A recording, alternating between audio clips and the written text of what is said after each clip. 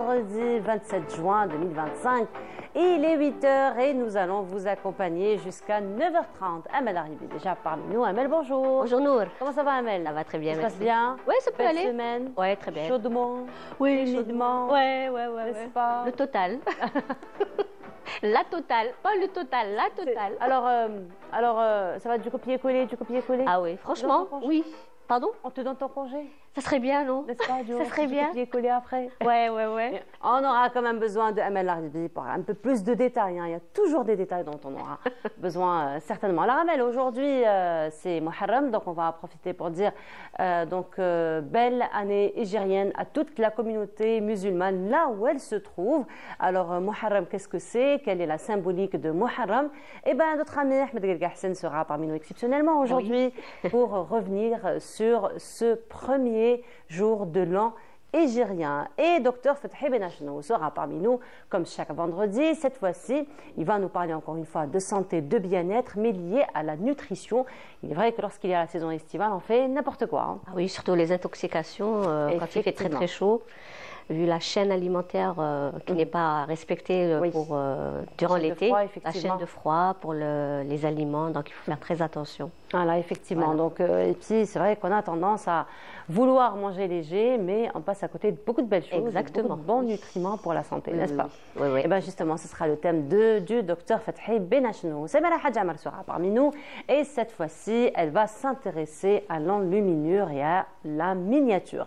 Et aujourd'hui, la ville d'Alger s'apprête à abriter une autre édition du trail, donc une course qui vise à promouvoir le tourisme à Alger. Alors les participants auront à parcourir une distance et aussi faire des haltes dans plusieurs stations, points. Sur Alger, encore une fois, pour la promotion du tourisme. Et nous terminerons l'émission en compagnie de nos invités qui viendront nous parler du festival et de leur participation. Voilà donc pour le programme de cette matinée. Mais sinon, on l'a compris, il va faire chaud aujourd'hui. On l'a même ressenti en venant ce matin. L'humidité surtout, très très humide. Voilà, il va falloir se préparer maintenant. Ah oui, un pourcentage très élevé quand même. Très élevé. Alors il faut vraiment maintenant se déplacer avec sa bouteille d'eau dans le sac. Ah oui, à partir d'aujourd'hui, oui. Surtout. Voilà, un peu plus de détails, Amel? Allons-y. Parfait, ce sera juste après cela.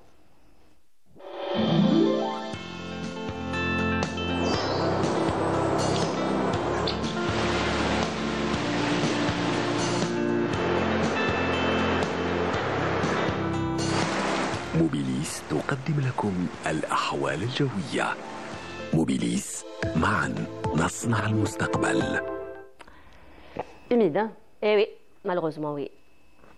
Bon, on fait avec, hein? On fait avec, après c'est la période, hein? C'est la saison, n'est-ce pas? Vu le climat méditerranéen, c'est ça, c'est un climat la saison. humide. Oui. Et entre-temps, les habitants de la Méditerranée ont aussi leurs moyens pour faire face et pour... Maintenant, on s'est habitué et c'est bon. Pour survivre. Exactement, c'est la survie. Avec des températures quand même assez élevées. Oui, par endroit, oui. Voilà. Un peu plus de détails, Amel? Allons-y. C'est à toi. Merci, Nour. Bonjour à tous et bon réveil. Eh bien, pour aujourd'hui, Météo Algérie a prévu de la brume près des côtes ouest, centre et est du pays. Puis le ciel sera généralement dégagé, bien sûr avec un taux d'humidité très élevé qui peut avoisiner les 60%. Vers l'intérieur et le haut plateau, toujours des orages qui peuvent donner quelques pluies par endroit sur le haut plateau ouest et centre-ouest cette fois-ci. La moitié sud, des orages également tout au long des frontières algéro-maliennes, l'extrême sud, le sud du Sahara oriental, également du côté de Tamanrasset, avec quelques pluies parfois sous forme d'averses par endroit vers l'extrême sud et le long des frontières algéro-maliennes. Partout ailleurs, eh bien, le soleil sera bel et bien présent avec des soulèvements de sable vers le Sahara central, le Sahara oriental, du côté de Tamanrasset et l'extrême sud. Les températures, l'après-midi toujours aussi élevées avec un maximum de 42 degrés du côté de Relizane, 38 à Batna, 36 degrés Constantine, Djelfa, 34 Guelma, Tizi Ouzou, 35 à Tlemcen, Annaba, 31 à Alger, 32 degrés à Oran, au sud 38 à 39 degrés de Tamanrasset vers Janet, 41 à Béchar, également Lizi, 46 degrés vers Biskra, également à Drar et Borj Beji Mokhtar Ngzem, 44 à Tindouf, en passant par les 45 degrés à Ain Salah. La mer aujourd'hui, eh bien, se montrera peu agitée sur pratiquement l'ensemble des côtes d'ouest en est, avec des vents qui vont arriver jusqu'à 40 km/h sur les côtes ouest et est. Les vents sont de secteur est sur les côtes ouest, nord-ouest sur les côtes est, nord-ouest également sur les côtes centre. Par contre, les vents varieront entre 10 et 30 km/h. Un petit tour et un petit voyage vers l'Amérique du Nord où on aura des pluies parfois assez marquées, et oui, du côté de Montréal, par endroits à Vancouver, New York, Washington. Un beau soleil par contre régnera en Californie, couvert à Mexico. Côté Mercure, eh bien, on relèvera 25 degrés à Montréal, 21 à New York, 26 degrés à Washington, 29 en Californie, 21 à Mexico et 33 degrés le maximum cette fois-ci à Dallas. Voilà, je vous retrouve tout à l'heure, juste après le journal télévisé de midi. D'ici là, passez une excellente matinée avec la suite des programmes sur Bonjour d'Algérie. À tout à l'heure.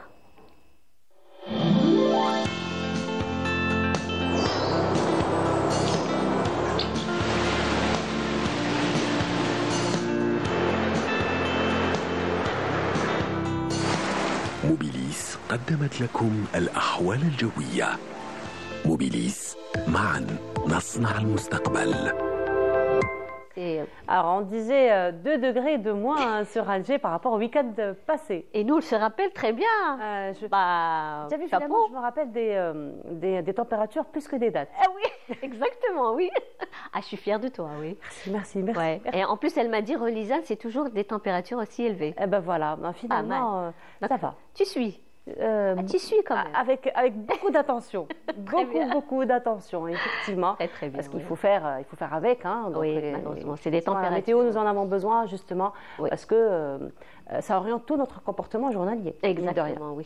N'est-ce pas? C'est clair, oui. Voilà, donc il faut faire attention. 42 degrés à Relizane, c'est quand même des températures. Surtout au sud, 46 degrés le maximum. Voilà, donc, au sud. Donc on ne cesse de le rappeler. Pensez à vous hydrater, pensez à vous protéger. Donc mettre des chapeaux, une crème protectrice. Oui, exact. Pensez aux personnes âgées, aux enfants surtout, qui ne s'expriment pas forcément par rapport aux besoins de... voilà, oui, effectivement. En tout cas, merci beaucoup Amel. C'est moi, Nour. On se retrouve tout à l'heure après le journal télévisé du midi, après 19h. Et demain à partir de 8h. Merci beaucoup Amel. On continue, cette fois-ci ce sera pause musicale en compagnie donc, du cardinal, le Hajj Mohamed Al-Alqaler. On se retrouve juste après.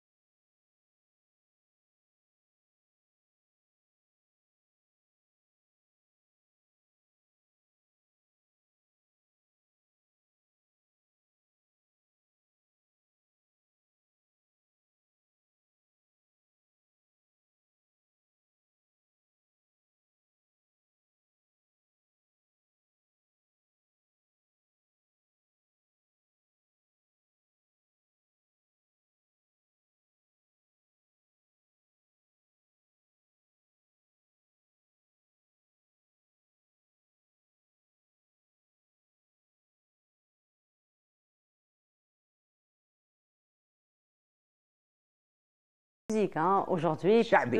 Chabi. Alors, j'ai eu droit hein, finalement à un cours parce que j'ai deux grands passionnés avec moi de musique chabi, particulièrement docteur. C'est pas vrai. Surtout, صباح الخير, surtout الحاج الله يرحمه. C'est toute une école. C'est pas. Certains croient que c'est du régionalisme ou n'entoum تحبوا الشعبي algérois.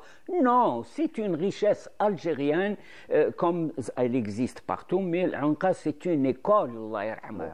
Et c'est une école. Chaque note est calculée. Effectivement. Ahmed, bonjour. Bonjour Nour, bonjour à tous les téléspectateurs. نهاركم مبروك في bonne année بالصحة والهنا إن شاء الله. صحة عام سعيد.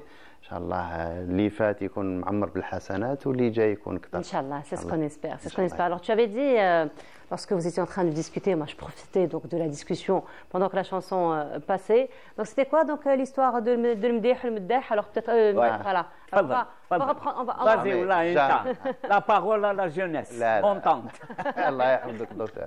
Avec le docteur, on parlait, parce qu'initialement, le Chabi, ce n'était pas du Chabi, et l'Anqa n'a jamais été le cardinal, parce que c'est des nominations qui sont venues par la suite. À l'origine, c'était le Madh.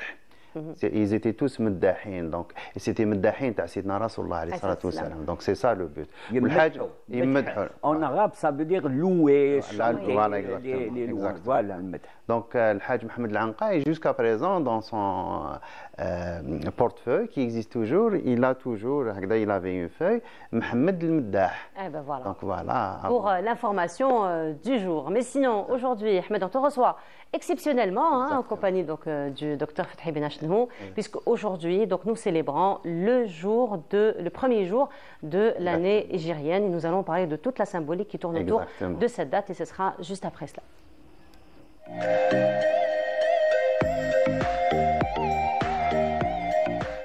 أول محرم.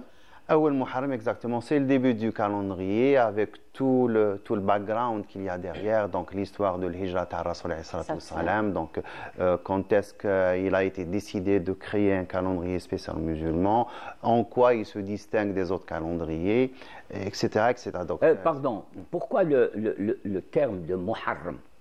Muharram, c'est le nom du mois. Et c'est des noms spécifiques. Exactement, c'est des noms pré-islamiques. On sait que bien avant, il y avait d'autres noms, Mu'tamar, Najir, etc. etc. L'islam a sacralisé un certain nombre de noms, les 12 mois, les na'arfouhum, Muharram, Safar, Rabi' al-Awwal, Rabi' al-Thani, Jumad al-Oula, Jumad al-Thaniya. Jumad al-Oula, Jumad al-Thaniya, c'est les seuls 2 mois qui sont donnés au féminin. D'accord. Donc, Rajab, Sha'ban, Ramadan, Shawwal, etc. Donc, de tous ces mois, il y a 4 qui sont Hurum, spécifiques, sacrés. Sacré, Muharram, ça veut dire respecter, ça veut dire sacraliser, ça veut dire le Hurma. On ne touche pas.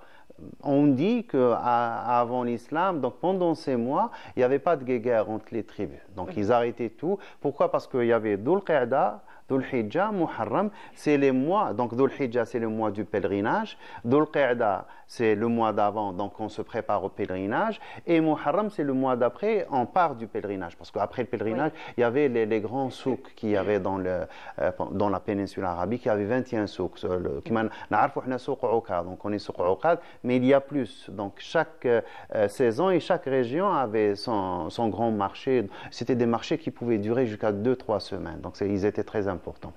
Et puis, la raison, elle est connue historiquement. Donc, quand il y avait Omar ibn Khattab, quand il envoyait sa correspondance aux différents gouverneurs des régions, donc il leur envoyait, il mettait des fois le jour et le mois. Donc un jour, l'un de ses lieutenants, donc on dit que c'est Abdullah ibn Mas'ud radiyallahu anhu, lui envoie un écrit, lui dit on reçoit de vous, Khalifat Rasulullah, on reçoit de vous un écrit. Il y a le jour, il y a le mois, mais on ne sait pas si c'est pour l'année qui vient ou l'année qui est passée. Donc il n'y a pas de... Il nous faut quelque chose, ce n'est pas daté, il n'y a pas d'année. Et puis, donc, par la suite, donc, il réunit tous les compagnons, les anciens compagnons du Rasoul, et ils discutent de ça. Ils sortent avec l'idée de... donc, ils discutent. Est-ce que c'est l'année de la naissance du prophète, l'année de l'Ba'th, donc quand il a été envoyé, de l'envoi, l'Ba'th c'est l'envoi, quand il a été désigné comme prophète. Et puis, ils disent non, le moment de l'Hijra a été un moment très important. C'est un moment de rupture. Donc, il s'est déplacé physiquement. Donc, il y a eu une rupture géographique et ça a été aussi une rupture temporelle, donc historique. Donc, ils ont choisi le Hijrat salam. De là, ça a été consacré. Et puis, on a des écrits qui dateraient du 22e, 23e année de l'Hijra. On a quand même ou bien des papyrus ou bien des inscriptions dans la pierre où on a l'observation d'utilisation du calendrier hijrien. Donc, je ne sais pas si on peut... Alors, la particularité, pour revenir au calendrier hijrien, Ahmed, la particularité du calendrier hijrien, donc, il est lunaire. Lunaire, exactement. Donc, lunaire, parce que dans l'islam, on n'a que des repères temporels. On n'a pas Donc ça, c'est les différentes phases de la Lune vis-à-vis de la position du Soleil. On voit quand le Soleil est en face, donc on a la pleine Lune au milieu. Quand la Lune se met donc à un quart de tour, à la moitié, etc. Donc on a les différentes phases qu'on connaît. Donc il y a la naissance de la Lune, puis jusqu'à la fin, puis la renaissance de la Lune. Dans l'islam, puisque c'est une religion qui est censée être instinctive, qui est censée être naturelle, les repères qu'on a, ils ne peuvent être que naturels. Donc on n'a pas par exemple, il n'y a pas de minuit.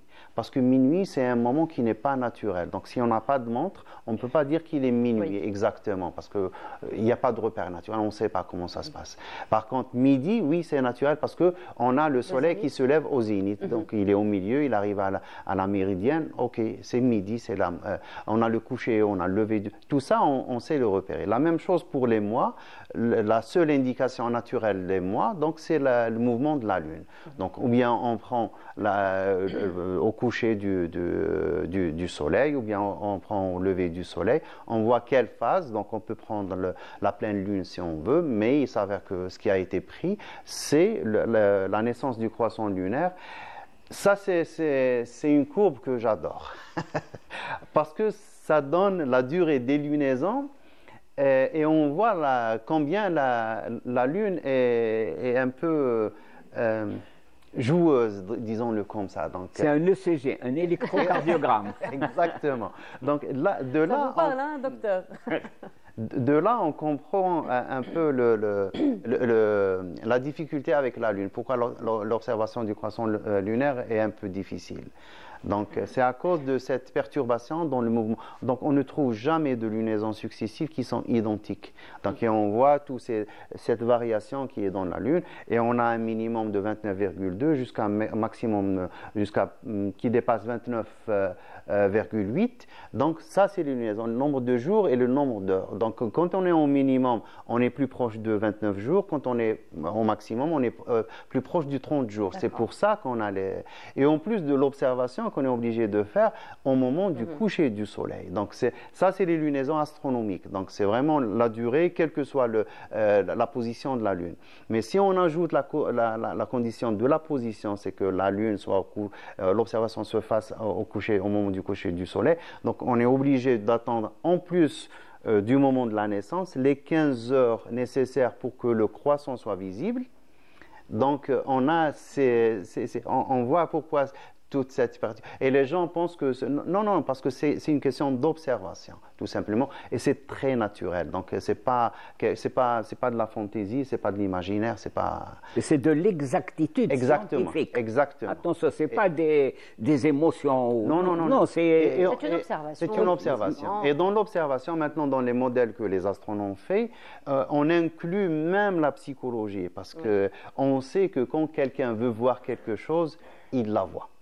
Donc ça, on prend en considération. Donc, quand on le voit dans certains pays, donc ils veulent les super moumnines, quand ils veulent voir le croissant, ils le voient. Donc ils sont convaincus. On parle de la théorie de l'attraction. Je vois ce que je crois. Les astronomes savent ça. Donc c'est pour ça qu'on fait des observations multi-sites, donc dans plusieurs sites, surtout quand c'est des observations humaines. Donc si c'est quand on utilise les instruments, on enregistre, il n'y a pas de problème. On peut revenir et quand il y a quelque chose, on peut revenir sur le phénomène et on l'explique.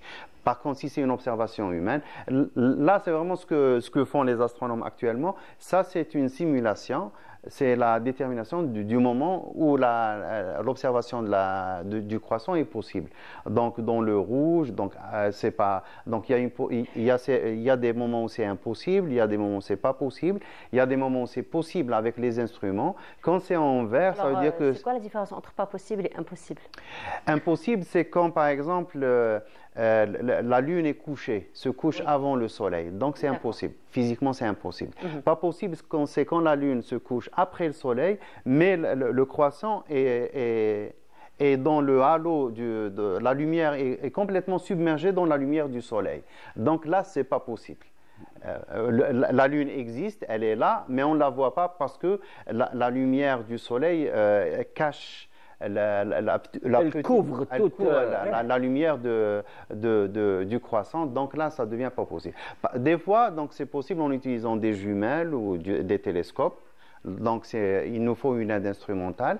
Des fois, oui, là, on a vu la région verte. Donc, c'est à partir d'un certain moment et d'une certaine position sur la planète où on peut voir avec l'œil nu.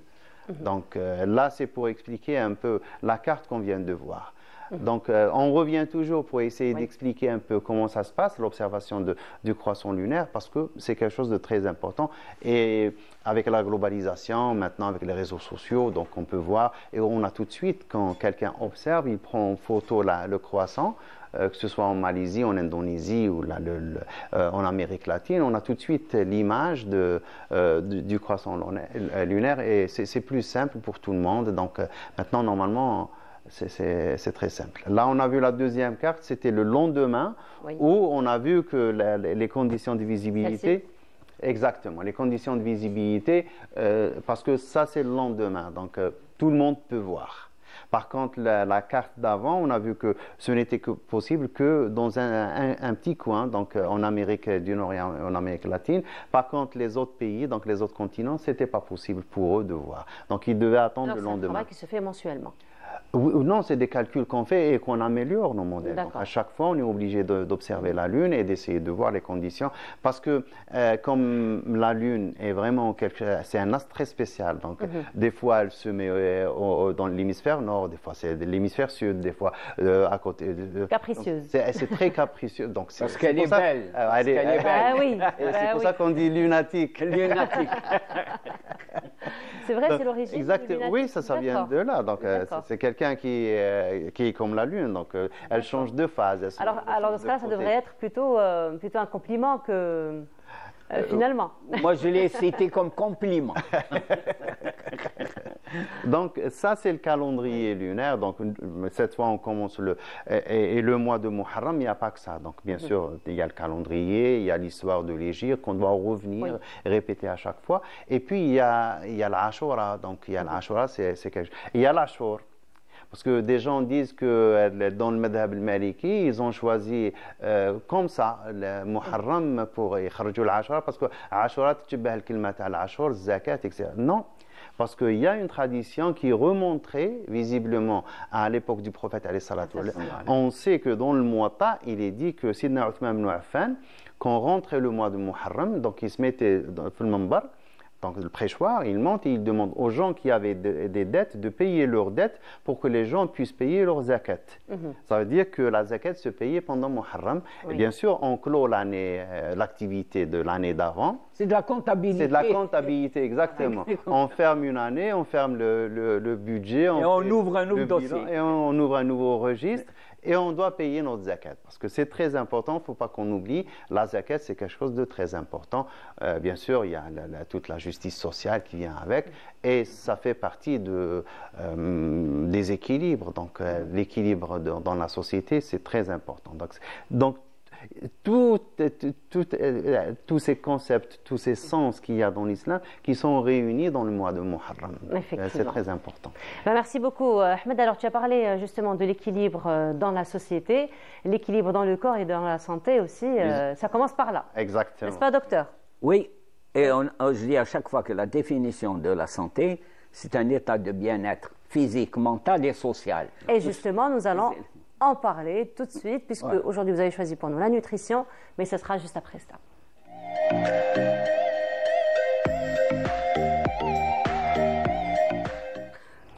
Et voilà, donc on parlait de nutrition, c'est le thème que docteur Fethi Benachnou a choisi pour nous. Alors, c'est la nutrition. Avant de passer. Alors, j'étais juste en train de rigoler pendant le jingle parce que notre ami Yazid Aït Mahiddin me disait, alors, c'est le moment propice pour parler de nutrition, particulièrement aujourd'hui, c'est Muharram. Alors, Muharram, nous avons parlé du côté astronomique, nous avons parlé aussi du côté de la symbolique, pourquoi on a choisi cette date, mais il y a des traditions qui tournent autour de Muharram. De la fête, de la joie. Comme il dit si bien notre ami Yazid Aït Mahiddin. Voilà. Avant de clôturer, j'aimerais, pour revenir à l'Hijra, Oui. les très belles paroles de Rasoul sallallahu alayhi wa sallam, quittant Mecca, en quittant Mecca, qui se retourne vers sa ville où il a été élevé et qui lui disait les circonstances, je résume, vous connaissez ça mieux que moi, les circonstances me poussent à quitter ma ville où j'ai été élevé et tout ça. Je crois que c'est très important. C'est la partie humaine de la vie du prophète alayhi salatu wassalam. Humaine.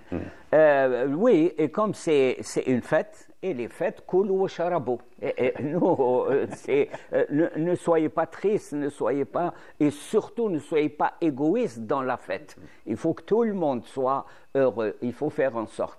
Mais hélas, en 2025, on revient, ces recommandations ne sont pas tellement suivies parce qu'on se goinfre. C'est la fête, l'Eid, où là, on se goinfre et là, comme un autre espace, une autre cosmogonie de l'espace, notre corps est aussi un espace essentiel, un univers. Ça, c'est très important et il est régi par des règles.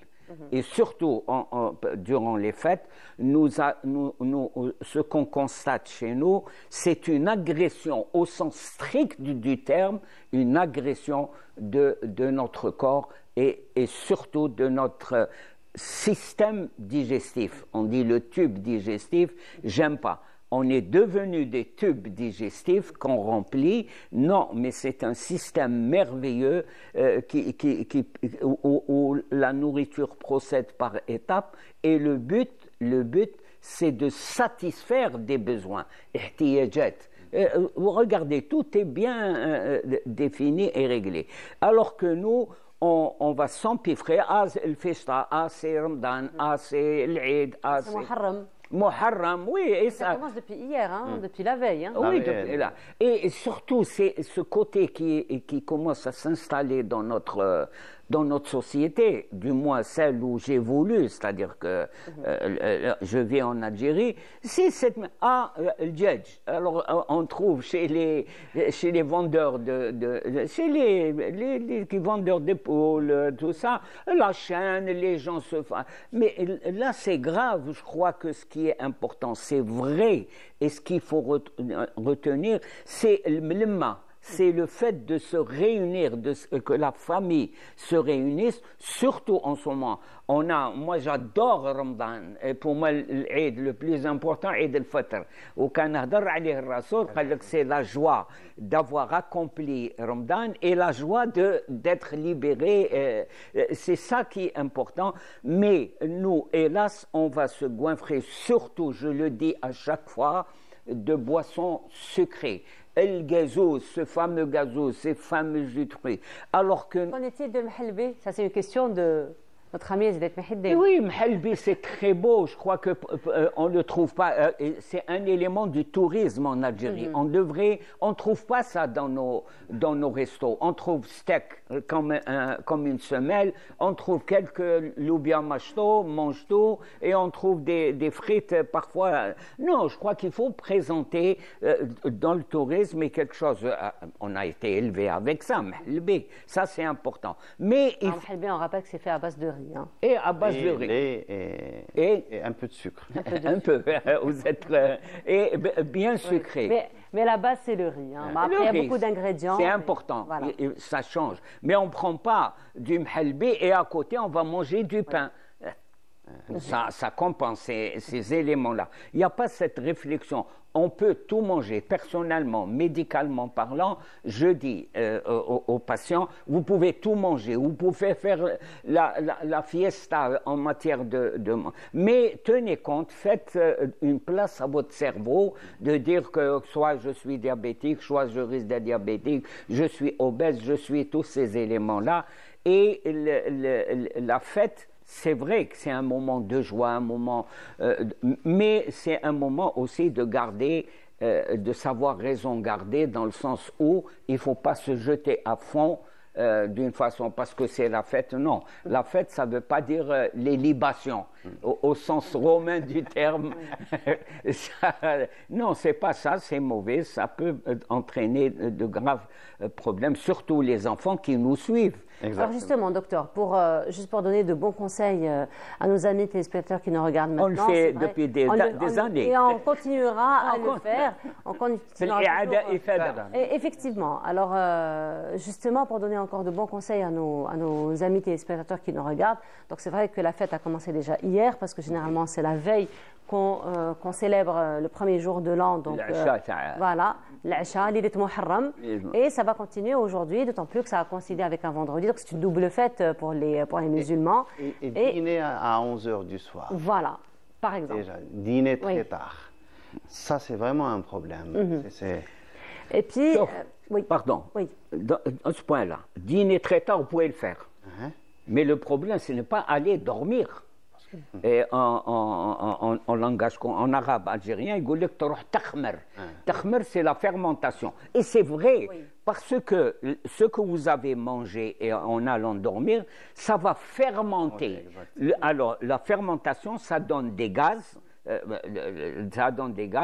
Et ensuite on va avoir le ventre complètement gonflé, et après dans la journée on va émettre des pets, il faut le dire, et ça c'est mauvais. Et deuxièmement, le fait que ça s'emmagasine, ça fermente. C'est comme si vous preniez des aliments et vous les mettiez dans un coin, ça va fermenter, ça, comme j'ai dit, ça va faire des gaz, ça va faire beaucoup de... Et c'est pour ça qu'on peut manger la nuit à 11h du soir, mais il ne faut pas tout de suite aller dormir. Or là, minimum 2 heures, donc finalement après tout va se décaler, après voilà, on a le problème du sommeil après qui sera déstabilisé. C'est ce que j'ai dit, voilà. C'est une agression contre cet univers qui est le corps humain et qui doit respecter. Je crois, je suis très très large comme on dit. Hasna fisna, comme on dit. C'est-à-dire que Muharram, c'est juste une fois par an, chaque année. On peut faire la bamboula, comme on dit en termes courants, mais attention, il faut reprendre des habitudes strictes de respect de cet univers qui est notre corps, c'est la plus belle chose, pour qu'après on ne puisse pas dire, on ne puisse pas constater qu'il y a une augmentation. C'est comme ce qu'on avait vu, la courbe, une augmentation des cas de diabète, des cas d'hypertension, et surtout, je salue. Et je dis bon courage à mes confrères et consoeurs qui assurent la garde aujourd'hui dans les hôpitaux et dans les polycliniques H24, parce qu'ils vont recevoir des déséquilibres. On espère qu'il n'y en aura pas. Oui, pardon. Mon grand-père disait, il avait un adage, il disait vaut mieux aller au marché que d'aller chez le pharmacien. Voilà. Il a tout résumé. Donc, il mangeait bien, voilà, bien et sainement. Surtout les... Alors justement, en parlant toujours de bien-être, docteur Ahmed, aussi tu pourras toucher un mot par rapport à cette question. En ce moment, il y a toute une stratégie globale, nationale, de prévention contre les drogues et aussi les substances psychotropes. Pour ça, nous avons un spot de sensibilisation que je vous propose donc de découvrir avec nous, et on touchera un mot par rapport à cela du moment que nous avons 2 spécialistes parmi nous.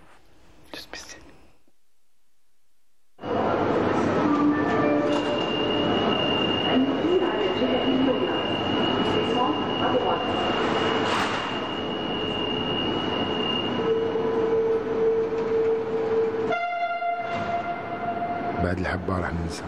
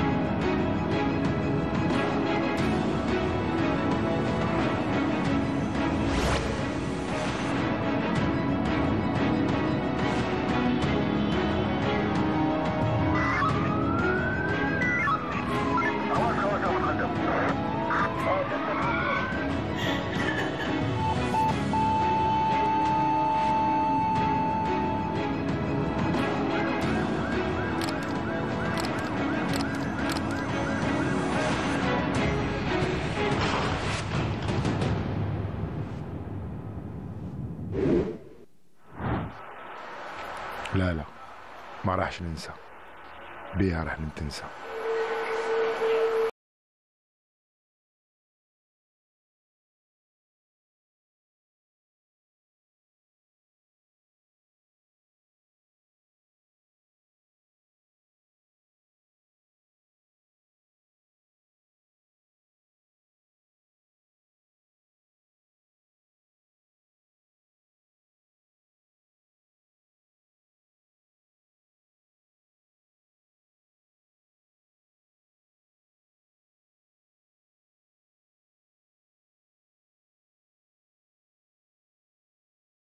Voilà, c'était donc un spot de sensibilisation contre la drogue, donc qui entre dans le cadre de cette stratégie globale de lutte contre la drogue et les substances psychotropes. Et c'est une stratégie donc à l'horizon 2025. Docteur, un mot par rapport à... C'est une longue tradition des autorités en Algérie depuis des décennies et des décennies qu'on insiste sur ça. Ce qu'il faut retenir est surtout ce spot dans le sens... Choquant, comme vous me le dites. Choquant, moi je dis choquant et angoissant, et c'est ça qui est bien. C'est dans le sens où je reviens, où alhamdoulilah, Lisa coïncide avec Ashura, c'est l'être humain, Muharram, est un équilibre, il y a un équilibre physique et mental.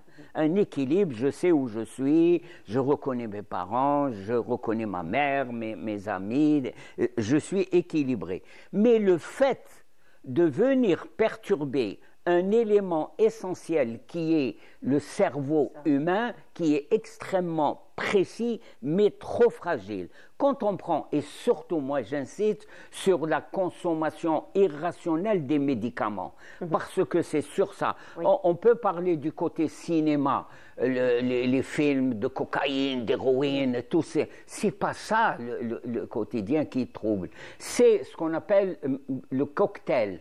Les cocktails où on mélange, par exemple, de la limonade avec de l'alcool et avec des comprimés, et on s'imagine. Et attention, attention quand on intervient. Il y a des exagérations, parce qu'il y a un trouble personnel, psychologique, qui n'a rien à voir, et on aime jouer un rôle.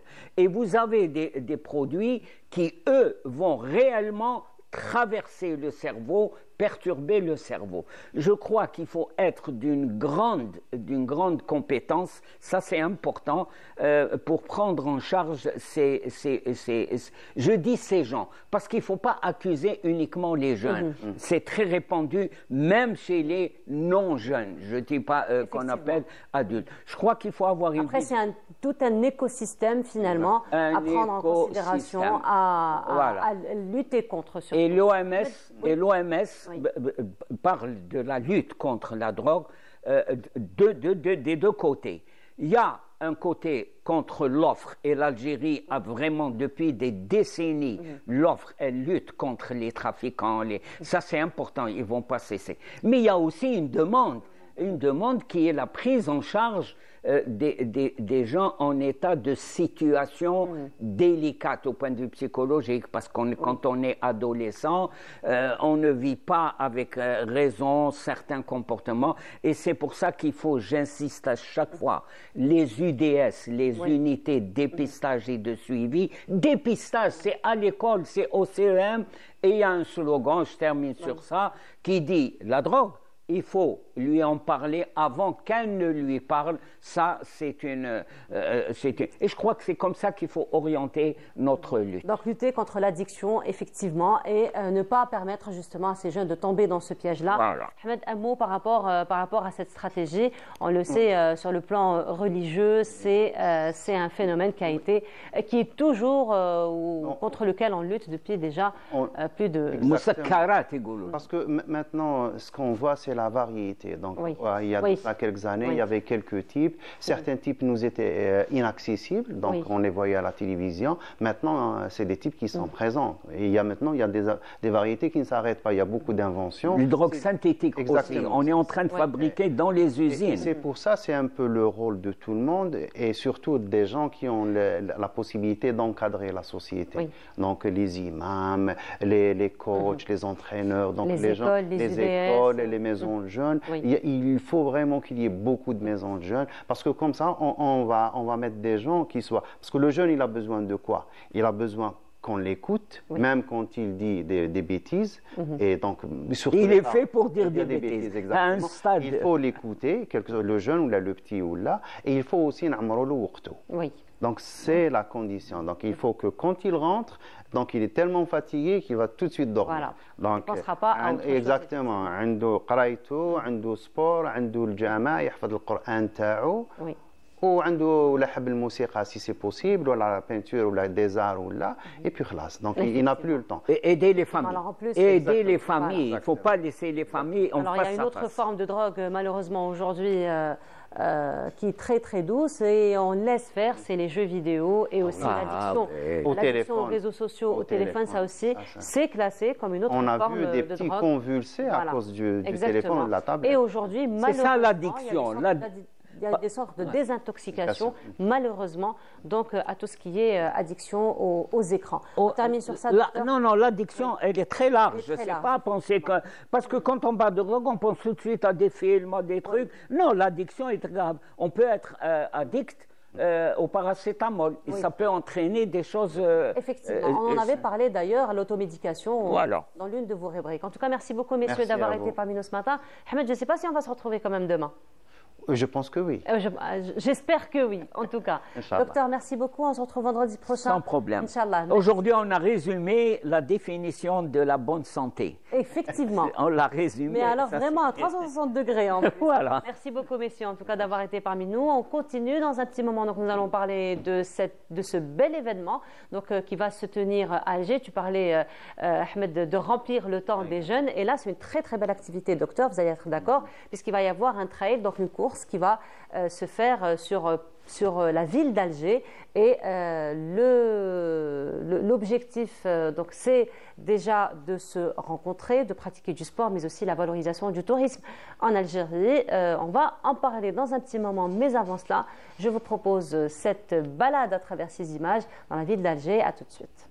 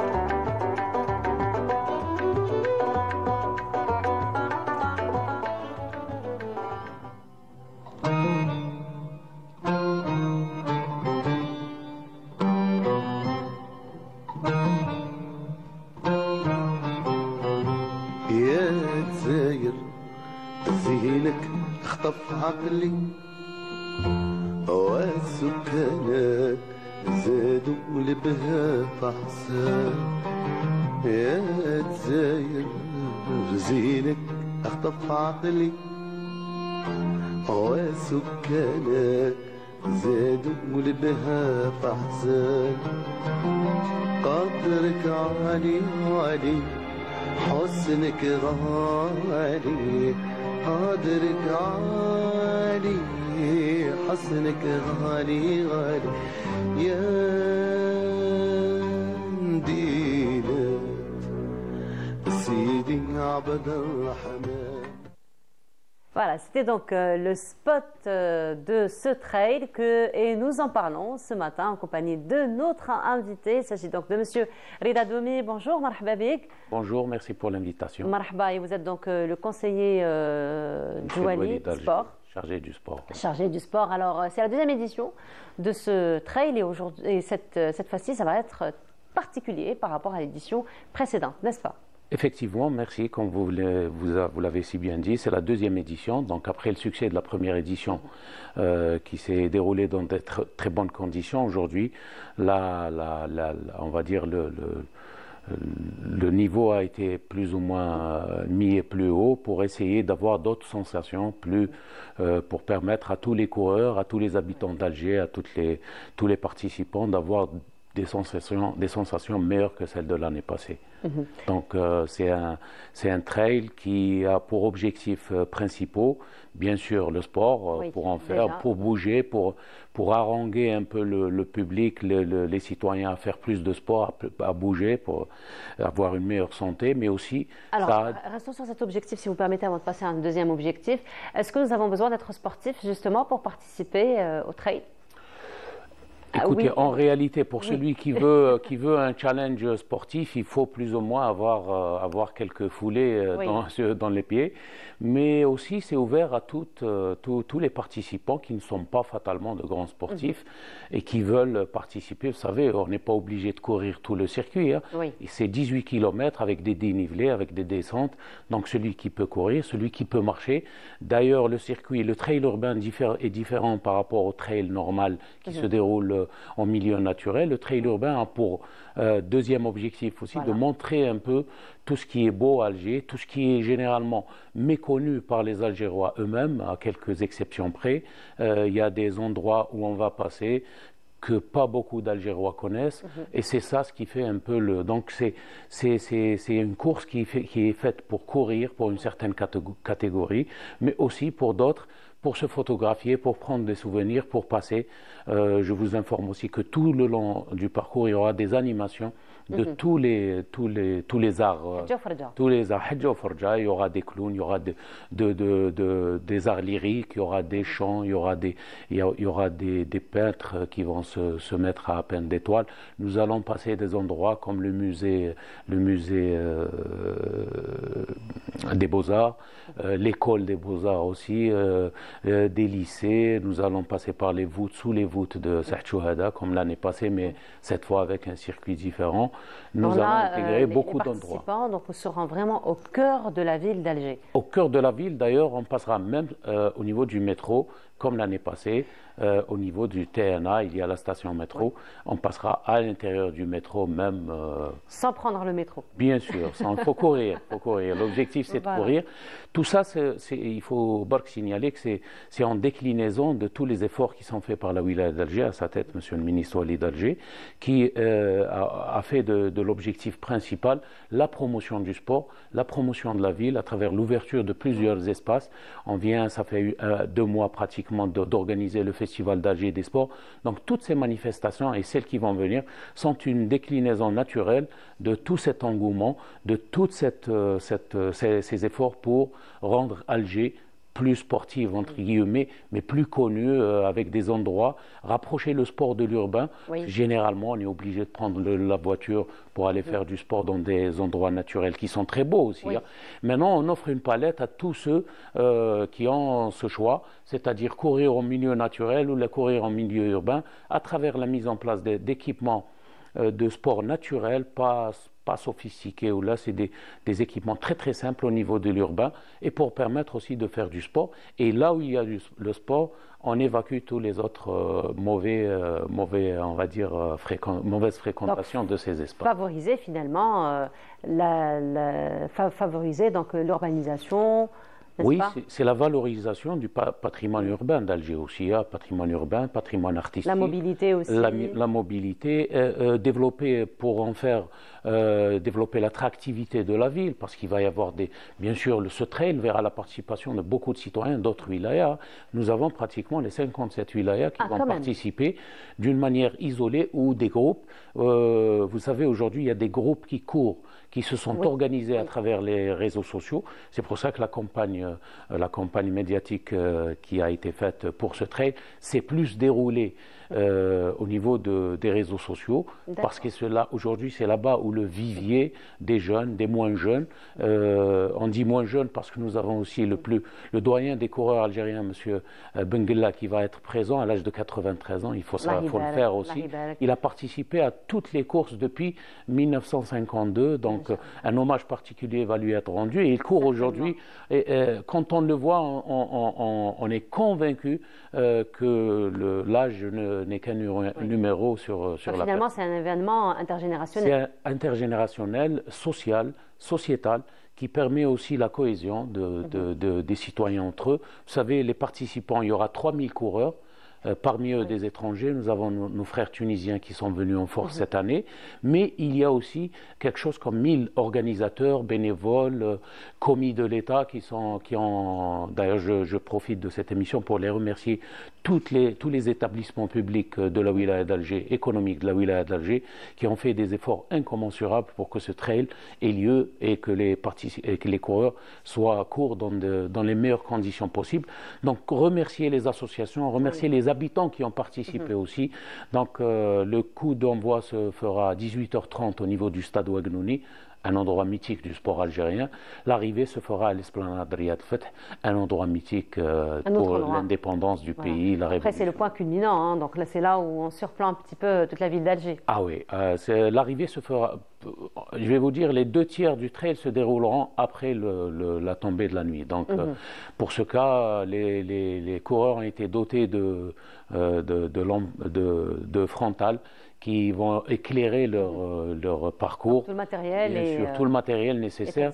Toutes les dispositions ont été prises pour que ce trail se déroule dans de très bonnes conditions, notamment sécuritaires. Nous remercions aussi les services de sécurité pour leur disponibilité et tous ceux qui ont permis à ce que ce trail se déroule, Inch'Allah, dans de bonnes conditions. Et rappelons que la ville d'Alger est une ville quand même assez challengeante, hein, sur le plan sport, c'est beaucoup de montées, beaucoup de descentes, n'est-ce pas? Oui. Déjà, la configuration sportive, entre guillemets, du trail, de ce trail, est très captivante pour les gens qui veulent des challenges, mais aussi, vous savez, déjà descendre les escaliers de la Kasbah, toute la partie touristique de la Kasbah, pour atteindre Serchouhada, sous les voûtes, on va entrer au port d'Alger, pour ne pas vous donner tout le circuit, qui restera une surprise pour les coureurs.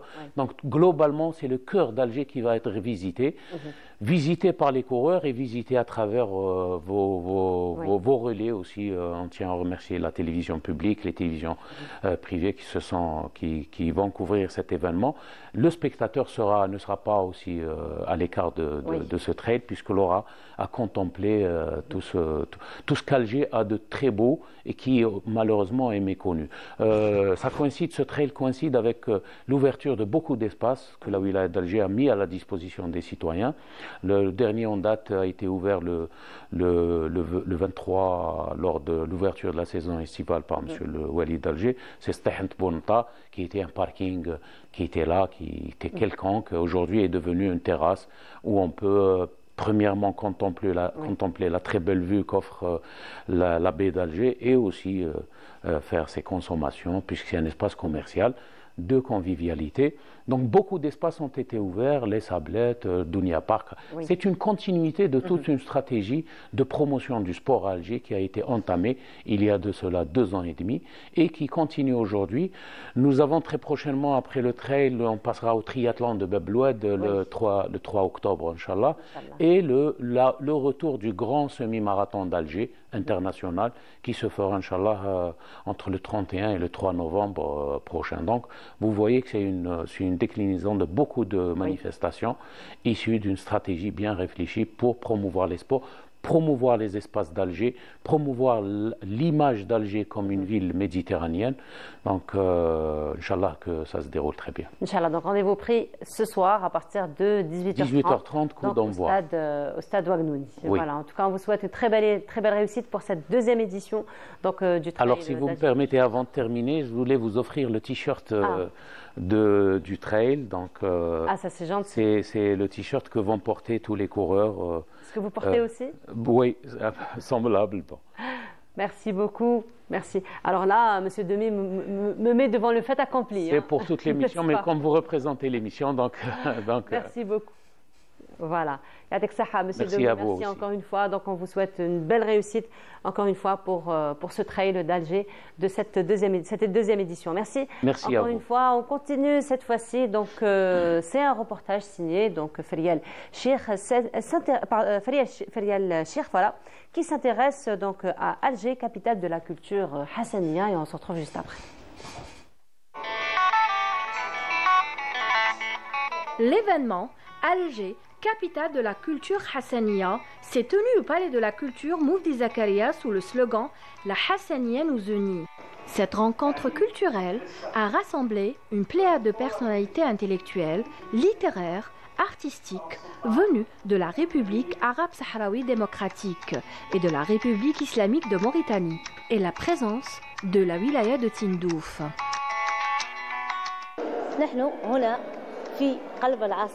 Nous sommes réunis aujourd'hui pour mettre en lumière la culture hassaniya. Nous tenons à remercier le ministère de la Culture qui a rendu possible cette belle rencontre. Cette culture, d'une grande richesse et d'une remarquable diversité, constitue un précieux patrimoine à préserver. La présence de participants venus de nombreuses wilayas témoigne de son importance et de l'attachement que chacun lui porte. Durant cet événement, beaucoup d'activités se sont déroulées. La participation de la Mauritanie ne s'est pas seulement arrêtée, elle ne s'est pas seulement arrêtée à ce qui se porte seulement à la poésie, mais aussi il y avait du chant hassaniya également. Il y avait des conférences, exactement, des conférences sur beaucoup de thèmes qui, à travers ces thèmes-là, on a vu se dégager un grand rapprochement entre les peuples, le peuple mauritanien, le peuple algérien, mais aussi le peuple sahraoui. Le public a pu découvrir une variété d'activités, lecture de poésie, chants traditionnels et des expositions d'artisans mettant à l'honneur la langue et le patrimoine hassaniya. Nous sommes ici aujourd'hui dans le but de créer un véritable espace d'échange et de mettre en valeur la richesse de la culture hassaniya. À travers les livres et les recueils de poèmes que nous avons apportés, nous souhaitons montrer son évolution au fil du temps et partager ensemble ce patrimoine qui nous unit.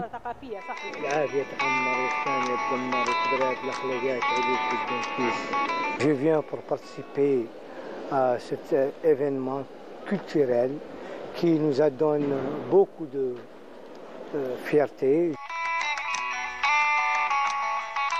Cet événement a mis à l'honneur la culture hassaniya comme un lien précieux entre les peuples, dans un esprit de partage, de mémoire et d'amitié.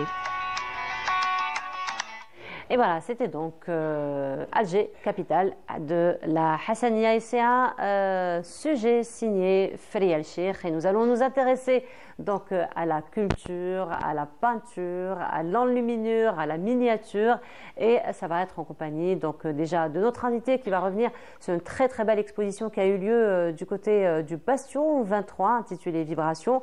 Il s'agit donc de Madame Orkia Mezrich. Bonjour, bienvenue à vous. Bonjour et merci pour l'invitation. C'est toujours un plaisir de vous compter parmi nous. Avec plaisir. Marhaba, marhaba. Et bien entendu, Samira Hadjamar est parmi nous ce matin et cette fois-ci elle s'intéresse à la miniature, l'enluminure. Sam, bonjour. Bonjour Nour, bonjour. Comment ça va? Bonjour à tous. Très très bien. Ça va? Ça se passe bien? Bonne année. Tout. Meilleurs vœux. Saha ou lahna. Effectivement. Alors l'enluminure, la miniature, on s'intéresse ce matin et ce sera juste après cela. Bonne année.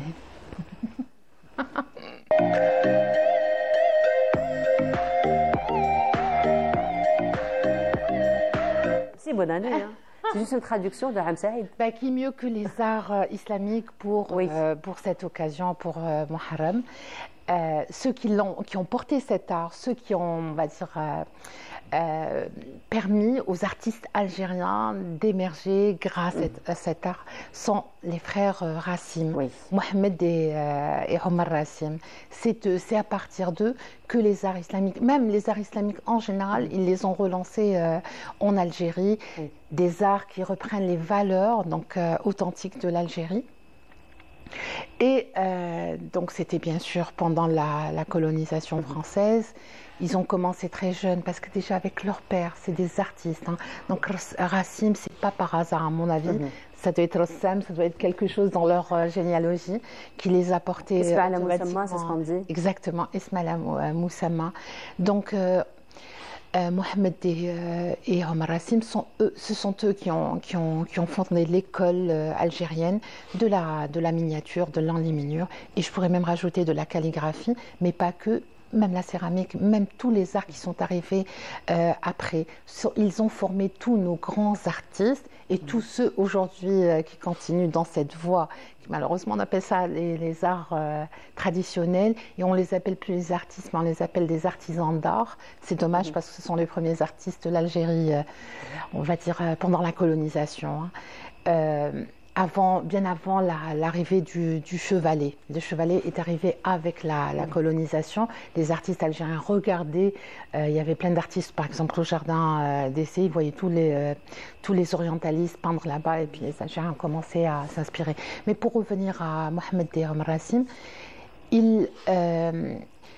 en particulier Omar. Alors d'abord ce sont des nationalistes, c'était des patriotes, des gens qui ont essayé de se rebeller par rapport aux colonisateurs en utilisant les arts. Omar Rassim a été l'un des précurseurs de la presse algérienne.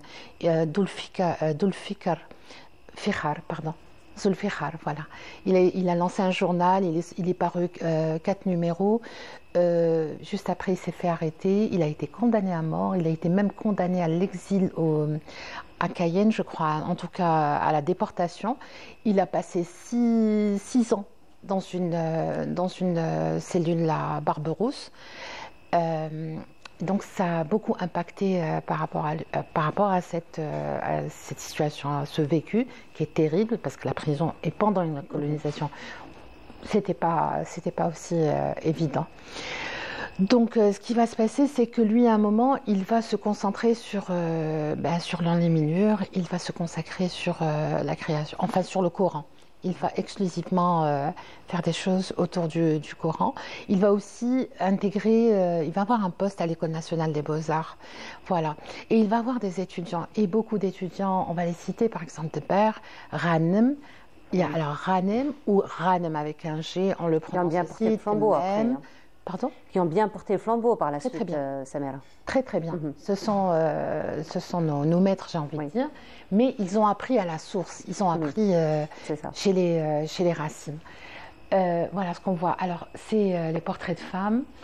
C'est au Musée national des beaux-arts. On peut trouver. Alors, nous avons un musée national de l'enluminure et de la miniature, c'est Dar Mustafa Becha, mais les œuvres de ces créateurs, de ces maîtres, se trouvent un peu partout. On peut les trouver aux Beaux-Arts, au Musée des Antiquités, puisqu'il y a un côté consacré aux arts islamiques. Donc, il y a des œuvres. C'est impressionnant, hein, les détails. Samira, lorsqu'on voit les tableaux, les détails sont vraiment impressionnants. C'est beaucoup de patience, c'est beaucoup de temps, c'est beaucoup d'investissement. Alors, j'imagine, Madame Orkia, ça vous parle. Ah oui. Ça vous parle beaucoup. C'est sûr, ce sont des grands noms de la peinture. Oui. C'est vrai. Oui. Alors, ils ont introduit nos scènes à travers des scènes quotidiennes, à travers nos histoires. On a vu aussi donc les frères Barberousse. Ils les ont pas. Hein. Il y a une toile au musée du Moudjahid. Donc, et des scènes quotidiennes. Des scènes simplement, des femmes en train de prendre un café, des hommes... des scènes de vie. Exactement. Un brodeur, un homme en train de broder, on les voit dans leur, j'allais dire habitat naturel, pardon. C'est des scènes quotidiennes. Quotidiennes, exactement, de divertissement, de travail, de tout ça. Et ils ont reçu énormément de prix, ils ont participé aux expositions universelles, notamment celle de 1931. Il y a le style algérien. Ils ont beaucoup voyagé aussi. Ils sont allés en Égypte, ils sont allés en Tunisie, ils sont allés dans plusieurs pays, les deux, hein, les deux frères. Voilà, on voit Ranem. Et, ça a été l'élève en particulier et le bon élève de Omar Rassim. Ah oui, on voit les Khoudia aussi, qui a été le condisciple de Ranem et qui est le neveu. C'est ses oncles maternels, les Rassim. Effectivement. Voilà. Donc on voit tout ça. Et donc qu'est-ce qui a suivi? Il y a suivi bien sûr la peinture. Alors pour moi, il y a deux personnages, deux personnalités qui ont le plus parlé de cette époque, qui ont écrit pendant la colonisation. Il s'agit de Jean Sénac bien sûr et de Mohamed Khedda. Mohamed Khedda qui lui-même est un artiste, mais il a écrit de très belles choses et notamment il a décrit, il a documenté les artistes algériens et leur créativité. Voilà, donc Khedda c'est une autre... on le voit. Voilà, on le voit. C'est l'un des pionniers de la peinture contemporaine, mais il est aussi l'un des représentants de l'école du signe. C'est de la calligraphie, c'est de la peinture. Le travail qu'on voit, c'est celui de Rachid Khouraichi. C'est pas de la calligraphie, mais on pourrait le confondre avec la calligraphie chinoise. C'est très possible. Comme on retrouve des signes traditionnels ou relatifs, on va dire au monde arabe ou algérien. Voilà, on le voit, il est magnifique. Lui et ses œuvres. Hein. Voilà. Donc il a des choses qui sont exposées donc à Rome et aussi en Angleterre au British Museum. Voilà. Ensuite il y a eu des artistes. C'est une évolution. Inch'Allah ça s'arrêtera jamais. Il y a eu de la modernisation.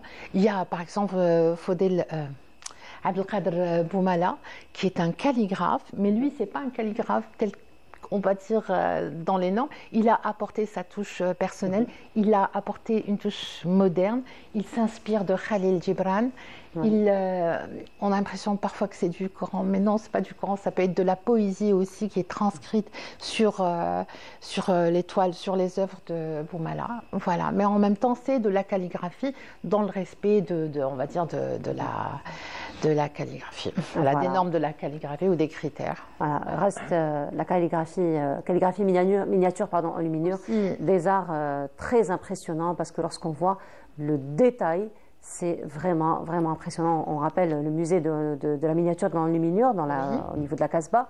Au niveau de la basse Casbah. La basse Casbah, voilà, où on peut contempler aussi de magnifiques expositions. Exactement, on peut les voir aussi au Musée national du Hamma, où il y a le cabinet des... alors c'est au premier niveau, il y a toute une aile qui est consacrée d'abord aux orientalistes, et on rappelle que Mohamed Rassim a quand même travaillé sur les Mille et une nuits, il a travaillé sur des éditions du Coran, un peu grâce à Étienne Diné, qui l'a présenté au bon éditeur, il a pu évoluer. Ils ont connu les Rassim, ils ont connu quand même une carrière internationale, et ils ont fait rayonner l'Algérie à un moment où on était colonisé. Et ils ont vécu aussi, parce Omar Rassim a été arrêté, la prison, il devait être déporté pendant 6 ans, sa famille devait le nourrir, parce qu'il ne nourrissait pas les prisonniers qui étaient censés partir au bagne, donc déportés. Donc tout ça les a marqués dans leur création. Et ils ont continué à transmettre. Des pionniers, des maîtres. Des pionniers, des maîtres. Mais on en a beaucoup transmis, surtout Samira. Alors, restant toujours dans le monde de l'art, puisqu'il y a plusieurs courants artistiques, n'est-ce pas, Samira, dans le monde artistique, nous en parlons. Il faut effectivement toute cette belle diversité, donc qui nous permet, chacun d'entre nous, finalement, de nous identifier par rapport à certaines œuvres. Alors, Madame Orkia, récemment, très, très belle exposition, donc Vibration, au niveau du Bastion 23. La deuxième édition. Deuxième édition. On a déjà fait la première édition en 2015. Je ne sais pas si vous vous rappelez, la première édition en 2015. C'était un autre logo. Aujourd'hui, nous avons réalisé un autre logo, un nouveau logo. Oui. Donc, le premier, c'était une femme voilée avec Adjar, qui représente le symbole, les traditions, les symboles de l'Algérie. Ensuite, nous avons fait en parallèle, qui s'intitule toujours Porte d'art. Et des jeunes créateurs, voilà, porte d'art des jeunes créateurs. Et ensuite, on a fait bien sûr en parallèle de l'artisanat et tout ça, mais cette fois-ci, nous voulons encore faire une deuxième édition dans toujours le thème porte d'art, mais on l'a appelé Vibration croisée. Oui. Voilà. Alors, vibration croisée, parce qu'on a envie finalement d'avoir des regards croisés. Oui, c'est ce qu'on a fait. Pourquoi cette appellation Vibration, c'est-à-dire on a réuni tous les arts en général, comme c'est varié, c'est toute une diversité d'art, tout ça. On a invité des artistes qui ont répondu à l'appel. C'est des grands artistes quand même renommés. Et bon, puis on a vraiment fait quelque chose de magnifique. C'était le 17 juin, elle s'est déroulée le 17 juin 2025, pas longtemps. Récemment. Récemment. Et ça a été un grand événement. Et ce nouveau logo, d'abord on a fait une affiche, avec le nouveau logo qui représente le renouveau, les vagues. Donc les vagues, ça représente les traditions, le maritime, enfin tout ce qui va avec. On a un peu relaté, bien sûr, tout ce qui est historique dans le logo HEDEC. C'est moi qui l'ai fait. D'accord. Moi, je fais les logos en même temps. Voilà. Ça va de soi. Oui, ça va de soi. Comme je suis artiste peintre, donc. Voilà. Oui. Alors, il y a combien d'artistes qui ont participé? Il y a eu 38. Il y a eu 38 qui ont exposé. D'ailleurs, je me suis étonnée comment vraiment ils ont respecté l'association. C'était magnifique. Voilà. Ils y croient surtout, n'est-ce pas, Samira? Donc, quand il y a un engouement comme ça, c'est qu'on croit à l'importance de ce que nous sommes en train de faire et la diversité, la transmission. Voilà. Et puis, c'est bien déroulé. Donc, le lieu est bien choisi, c'est le Bastion 23. Bien sûr, parce que la première. Sur la mer, c'est un lieu historique. Puis la première fois, on l'a fait là-bas, au Bastion. C'était magnifique. Alors, on a dit, on va faire la deuxième édition toujours au Bastion Matin parce que c'est un lieu emblématique. Donc, ça s'est bien déroulé. Donc, maintenant, pour la clôture, nous avons préparé, bien sûr, tout ce qu'il faut pour... un hommage pour un hommage, et puis un hommage surtout pour... c'est un grand peintre de signes et de symboles. Voilà. Donc, nous lui avons rendu... on va lui rendre un hommage spécial pour M. Chegran. Un grand nom de la peinture. Il faudrait toujours être reconnaissant pour son travail. Beaucoup de modestie aussi. Oui, bien sûr, voilà, c'est ce qu'on va faire. Et on invite ceux qui veulent venir pour assister à cette clôture. Ça va se dérouler à quelle date? Le 1er juillet, ce mardi-là, 1er juillet, à partir de 15h. Voilà, et ça va être quelque chose de bien, parce qu'on va remettre aussi des attestations pour les artistes, y compris M. Chegran, bien sûr, et l'équipe de l'association qui a bien travaillé. D'ailleurs, je voudrais bien remercier tout ce monde-là, parce que vraiment... les petites mains qui font les grands événements. Ah oui, parce que bon, déjà, il faut remercier les artistes. Oui. Et ensuite... Peut-être les citer quelques-uns. Je sais que c'est... Quelques-uns, par exemple, nous avons M. Boily, Guita, Monsef, vous savez, moi, j'ai pas bonne mémoire. Nous avons Toubal. Il ne pas les citer comme ça, on ne va pas faire de... oui, il y a beaucoup d'artistes. D'ailleurs, 38 artistes. 38 artistes, oui. Il y a quelques photos qui sont en train de défiler. Oui, voilà. Il n'y a pas très mauvaise mémoire, parce que voilà. Et donc, nous allons fêter ça le 15 mars. Et puis, je voudrais remercier... Le 1er juillet. Le 1er juillet, le mardi à 15h, à partir de 15h. Ça va se dérouler où? Toujours au Bastion. Toujours le même espace, le même espace, à l'intérieur de l'espace, là où il y a l'exposition. Voilà. Alors, nous allons, par exemple, je vais plutôt remercier tout ce monde-là, je commence par les artistes qui ont bien voulu participer. Ensuite, l'équipe de l'association et vous savez, j'ai des trous de mémoire. Voilà. Toute l'équipe d'association. Voilà, A4 qui a travaillé, qui a veillé à la réussite de cet événement. Surtout, et puis nous allons remercier aussi les responsables de Basson V3 pour leur implication vraiment précieuse, parce qu'ils ont beaucoup travaillé. Et bien sûr, les Moudjahidines aussi, et ils ont participé, vraiment ils ont animé l'association, ils ont parlé sur les artistes anciens, les combattants et tout ça. Ils ont vraiment fait un événement extraordinaire. D'ailleurs, ils ont complété cet événement avec leur histoire symbolique. C'est un événement où il y a eu des ateliers, des workshops. Oui, voilà.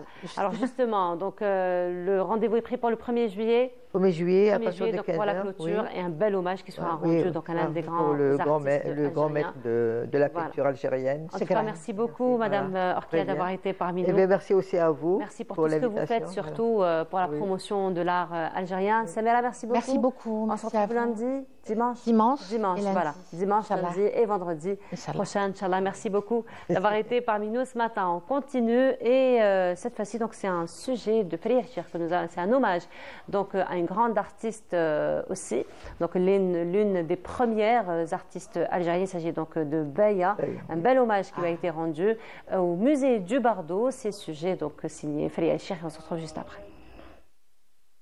Le musée national du Bardo a vibré au rythme des couleurs vives de l'imaginaire enfantin. À l'honneur, une exposition d'art plastique dédiée à l'artiste algérienne Beya Mahiddine.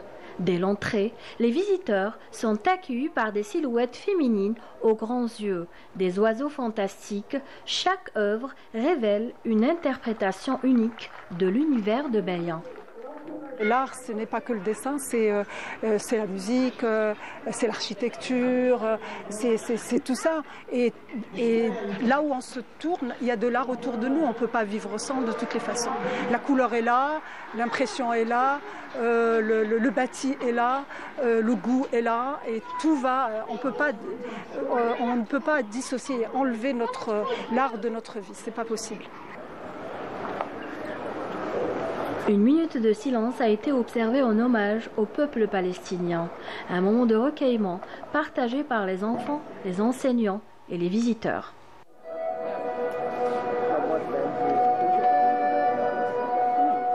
Les élèves se sont pleinement investis dans ce projet artistique, à travers lequel ils ont appris énormément de choses, tant sur l'univers de Beya que sur les formes d'expression plastique.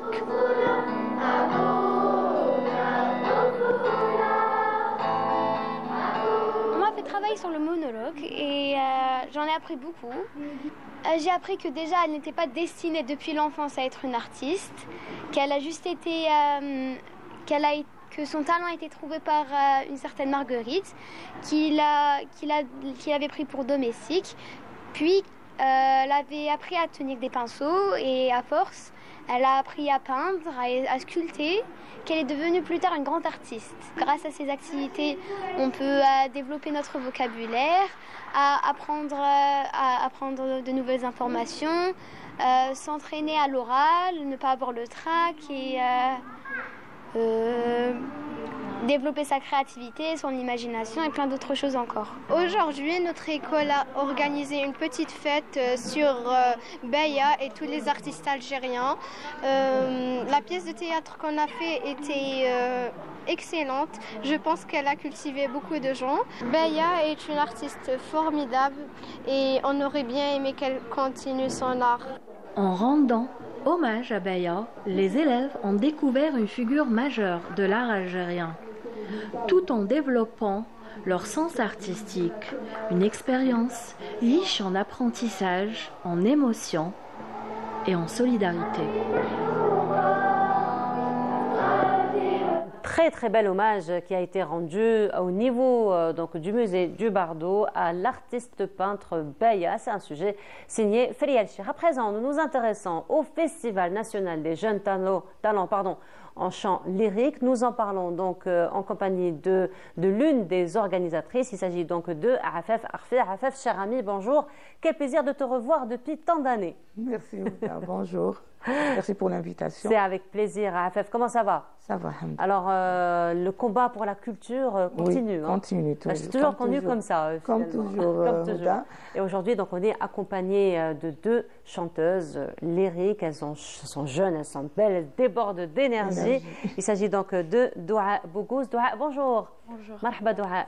Comment ça va? J'aime bien la petite touche berbère, très très jolie, que vous portez magnifiquement bien. Merci. Et parmi nous également Céline Slimane. Céline, bonjour. Bonjour. Comment ça va? Ça va très Ça se passe bien? Alhamdulillah. Marhaba bikoum. Alors, Afef, nous sommes déjà à la 6e édition de ce festival, n'est-ce pas? Festival, oui. Alors, c'est le festival, c'est la 6e édition du Festival national des jeunes talents en art lyrique. Bon, c'est sous l'égide du ministre de la Jeunesse et du Conseil supérieur de la jeunesse aussi, avec le ministre Walid Alger.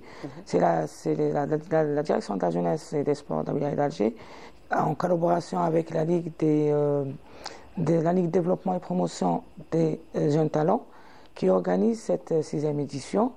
Une édition assez importante, puisqu'elle va coïncider aussi avec les festivités du 5 juillet, d'où on a le prime qui va être le dernier prime final, plutôt la finale qui va être le 1er juillet aussi. Donc vous avez devant vous des talents. On a essayé de ramener avec nous des représentants. C'est un échantillon. C'est un échantillon. Et ce qui est bien, c'est qu'on retrouve toutes les wilayas d'Alger. C'est une participation quand même assez importante. Et c'est très convivial aussi, c'est chaleureux. Et comme vous le savez, nous, notre rôle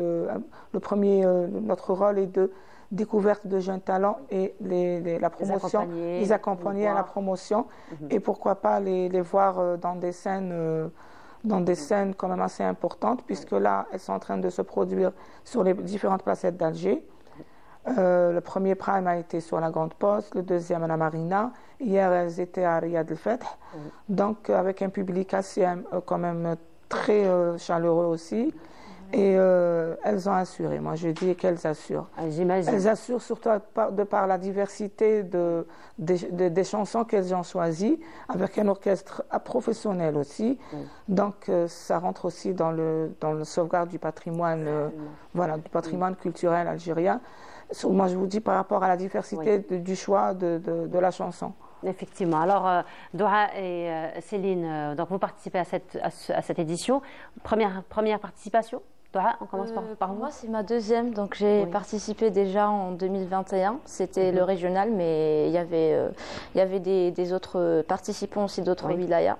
Ouais, donc, c'est ma deuxième participation. Et pour Céline? Pour moi, c'est aussi ma deuxième participation. J'ai participé dans Jeune Talent Régional. J'ai eu le deuxième prix. Allah Ibarak. Alors, on vise le premier cette année? Inch'Allah. J'imagine. Inch'Allah. C'était. Juste un jour avant. Ah, d'accord. C'était j'ai eu le deuxième prix directement de la nationale. Ah, le souffle, on ne se repose pas. On se repose pas. En fait, Houda, elle a fait une formation de 3 mois. Allah Ibarak, d'accord. 3 mois, c'est une école. C'est une école. Elles sont entrées dans l'école. Après, on a choisi les lauréats. Les 4 lauréats de la wilaya d'Alger ont participé à ce festival national, parce que c'est un festival national quand même. Alors, on se professionnalise finalement dans le travail, n'est-ce pas?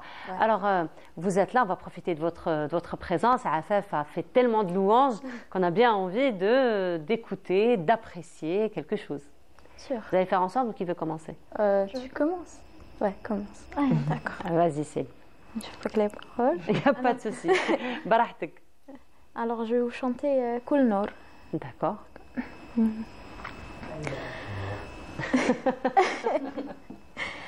بديت باسم الغني من لا يلو مثل اسم المولى حجاب في كل مسألة هي سيدنا اسم الله في النظام هي فالي فيه درتي قيني وعليه متكل واللي تكلوا عن البريتة على هاي سيدنا يدفر بالفرح والهنا مسالي كل نور من نور الهاشمي كمل طه بحر الوفا يمام الفضل هاي سيدنا لمجد صلى عليه نعم العالي.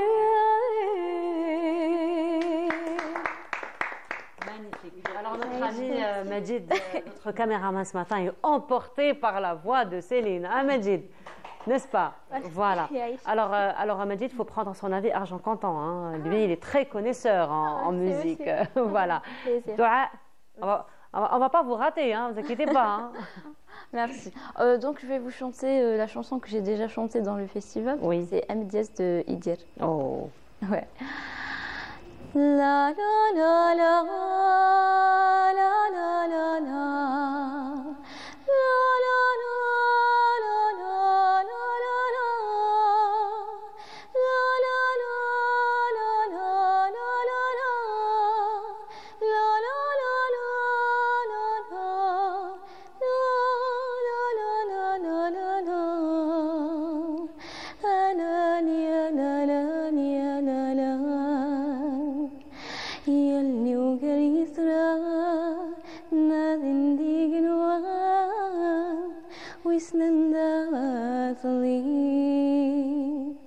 في زيري ضوى فسر ذي زكوان ويسمع ذات ولي نقرد ذي ما فان ميغك الخزمان يكوجلن وسان يمغثن وصمي ذات ويغسينان ذفرق يصدان لا يتسرو مكانني لك ستخيمي.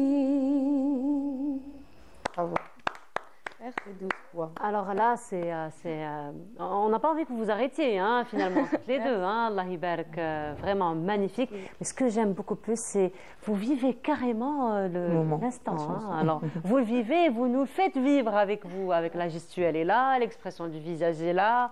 Donc, vraiment, c'est la totale. Et tout ça, vous apprenez finalement au niveau de l'école ou juste c'est vous qui vivez réellement ces émotions? Personnellement, quand je chante une chanson, je la vis, je la sens. Oui. D'ailleurs, on m'a déjà proposé des chansons. Je ne pouvais pas les chanter parce que je voulais pas. Et quand je chante, je préfère ne pas. Exactement. Et pour toi, et pour vos doigts? Bah, moi, je suis autodidacte et tout comme Céline, moi aussi, je peux pas chanter quelque chose que je sens pas. Et justement, on m'a proposé de chanter une chanson par rapport à l'Aïd Muharram, et justement, j'ai pas pu. J'ai pas pu parce que je suis pas habituée à chanter ce genre de choses et je l'ai pas senti, donc j'ai chanté la chanson que je. Voilà. Donc c'est soit envie, le moment, soit voilà. Ouais, en tout cas, Yatakoum Saha, bravo. Merci. Très belle continuation dans tout ce que vous allez entreprendre. Belle réussite pour ce festival. Merci. Alors Afaf, on arrive à la fin. Probablement, on va rappeler très rapidement le rendez-vous. Le rendez-vous, c'est le 1er juillet pour la finale. On aimerait bien vous avoir parmi nous pour la promotion de ces talents. Inch'Allah. Et le 29 aussi, ça sera à Bin Khaldoun, Inch'Allah, la demi-finale. Et la finale sera à Sidi Faraj, Inch'Allah, au Kazif. Très bien. En tout cas, merci beaucoup, Afef. Ça a été un plaisir de te retrouver depuis tant d'années. Je remercie Canal Algérie, hein, donc finalement, qui me. Grâce à Canal, on se retrouve. Merci beaucoup, Afef. Très belle continuation. Les filles, très, très belle continuation. Mais il y a la régie qui vous dit qu'on va terminer l'émission en votre compagnie. Débrouillez-vous pour nous chanter quelque chose ensemble. On arrive à la fin. Hein. Ensemble ou vous partagez ou comme vous voulez. Vas-y, chante ce que tu vas chanter. Bah, vous savez... Alors, finalement, on demande Camila Nour. Il y a quelque chose? Oui. Allez. Non, c'est elle. Vas-y. Ouais, elle chante... Alik Belhana Baddawen. Vas-y. Oh, magnifique. Alors voilà, donc Alik Belhana Baddawen, on se quitte et merci beaucoup. Je vous retrouve demain. Au revoir. عليك بالهنا والضمان ما نزيد نديرك في بالي ما نزيد ندير فيك الأمان يلي ظنيتك غزالي